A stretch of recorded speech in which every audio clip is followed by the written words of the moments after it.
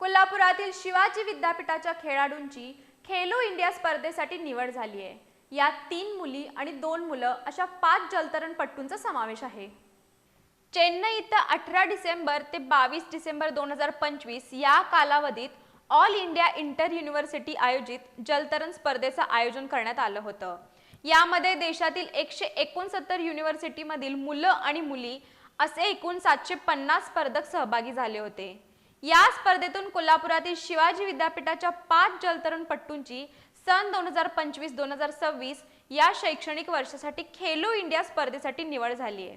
यात धीरिजा रमेश मोरे, अनुष्का सयाजी पाटील आणि कृष्णा शेळके या 3 मुली तसंच धैर्यशील किरण भोसले आणि चिन्मय सूर्यवंशी ही 2 मुलं अशा एकूण 5 जलतरणपटूंचा समावेश आहे।